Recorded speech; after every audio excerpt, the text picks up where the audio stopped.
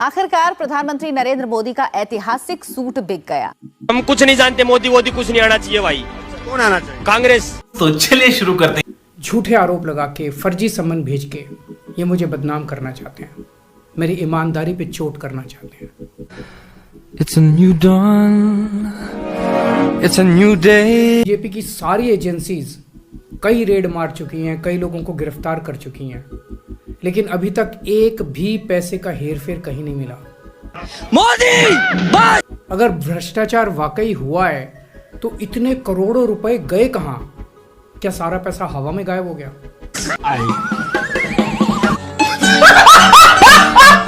ऐसे फर्जी केस में आम आदमी पार्टी के कई नेताओं को इन्होंने अभी तक जेल में रखा हुआ है। किसी के भी खिलाफ कोई सबूत नहीं है, कुछ साबित नहीं हो रहा, खुलेआम गुंडागर्दी चल रही है। मोदी हाँ। अब बीजेपी मुझे गिरफ्तार करना चाहती है।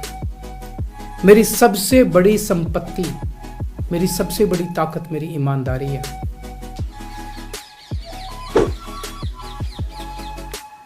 झूठे आरोप लगा के, फर्जी सम्मन भेज के ये मुझे बदनाम करना चाहते हैं, मेरी ईमानदारी पे चोट करना चाहते हैं। ये है मोदी। और फिर क्या तुम मोदी को चाहिए? अरे हमें चाहिए मोदी। इन्होंने मुझे समन भेजे हैं। मेरे वकीलों ने मुझे बताया कि ये समन गैर कानूनी है। क्यों गैर कानूनी है? ये मैंने इनको विस्तार से लिख के भेजा है। मैंने बताया कि उनके समन कैसे गैर कानूनी है, लेकिन उन्होंने मेरी एक भी बात का जवाब नहीं दिया। सही पकड़े हैं।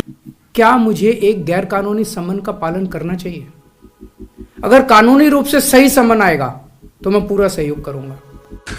तू समझा? हाँ। नहीं, तू समझा नहीं। इनका मकसद तो लोकसभा चुनाव में मुझे प्रचार करने से रोकना है।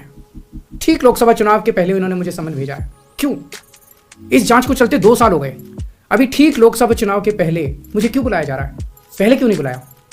देखिए, आप सबसे पहले अपनी डिक्शनरी से इस शब्द को डिलीट कर दीजिए। सीबीआई ने मेरे को 8 महीने पहले बुलाया था। मैं सीबीआई में गया था, उनके सारे जवाब भी दिए थे। अरे टेंशन नहीं लेने का, आपको नहीं ना। लेकिन अब ये लोग ठीक लोकसभा चुनाव के 2 महीने पहले मुझे बुला रहे हैं। तो बीजेपी का मकसद कोई पूछताछ करना थोड़ी है। इनका मकसद है पूछताछ के बहाने केजरीवाल को बुला लो और उसे गिरफ्तार कर लो, ताकि मैं लोकसभा चुनाव में प्रचार न कर पाऊं। वो बातें जिनसे आप पूरी तरह जुड़ गए हैं, मग्न हो गए हैं। आज बीजेपी भ्रष्टाचारियों को नहीं पकड़ रही, बल्कि खुलेआम ईडी और सीबीआई का इस्तेमाल करके दूसरी पार्टियों के नेताओं को तोड़ के बीजेपी में शामिल करवाने का काम किया जा रहा है। जली ना, तेरी भी जली ना। तो जो इनकी पार्टी ज्वाइन कर लेता है उसके सारे मामले रफा दफा कर दिए जाते हैं। जो इनकी पार्टी में नहीं जाता वो जेल जाता है। उनका सुख है मेरा सुख है, उनका दुख है मेरा दुख है। आज मनीष सिसोदिया, संजय सिंह और विजय नायर इसलिए जेल में नहीं है कि उन्होंने भ्रष्टाचार किया है, वो इसलिए जेल में है क्योंकि उन्होंने बीजेपी में शामिल होने से इनकार कर दिया है। बात तो सही है, बात तो सही है। आज हम बीजेपी का मुकाबला क्यों कर पा रहे हैं? क्योंकि हमने कोई भ्रष्टाचार नहीं किया। अगर हमने जरा सा भी गलत काम किया होता तो दूसरे भ्रष्टाचारी नेताओं की तरह आज भी हम बीजेपी में शामिल हो चुके आज तो होते आज तक। बात तो सही है, बात तो सही है। इस तरह देश के ईमानदार नेताओं को जेल में डाल के और भ्रष्टाचारियों को अपनी पार्टी में शामिल करवा के ऐसे तो देश आगे नहीं बढ़ सकता। ये क्या चल रहा है? ये जो कुछ भी चल रहा है बहुत खतरनाक है। दूसरे शब्दों में कहूं तो ये मेमोराइज नहीं है। इसे रोकना होगा। मैं हमेशा देश के लिए लड़ा हूं।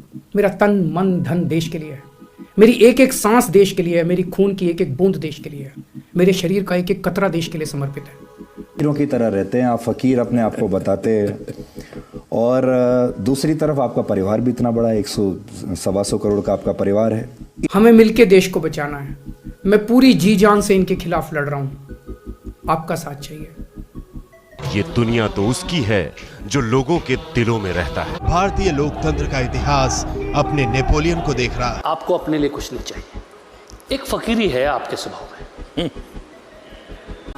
मेरा ये चैनल सब्सक्राइब करें और मेरे हर अपडेट